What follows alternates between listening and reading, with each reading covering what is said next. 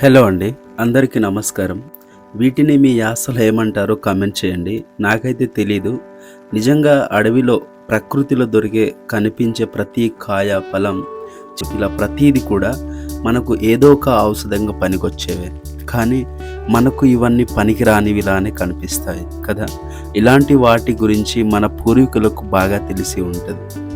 Even మా నాన్నగారు కూడా ఇలాంటి ప్రకృతి సహజంగా దొరికే వాటిని సేకరిస్తూ నాటు మందులను తయారు చేస్తూ ఉంటారు. నిజానికి ఇప్పుడిప్పుడు కదా అంత కెమికల్ మహిమ, అప్పట్లో అంతా ప్రకృతి వైద్యమే. ఇప్పటి వరకు మా గిరిజన ప్రాంతాల్లో ప్రకృతి ఆధారిత వైద్యమే చేస్తూ ఉంటారు. ఎగ్జాంపుల్, కాళ్ళు చేతులు అతుకుట, పచ్చ కామెర్లు, ఇలా చెప్పుకుంటూ పోతే అనంతం అన్నమాట. మరి మీ అభిప్రాయాన్ని కమెంట్ చేసి ఒక లైక్ ఇచ్చి నా ఛానల్ని సబ్స్క్రైబ్ చేస్తారని ఆశిస్తున్నాను. Thank you.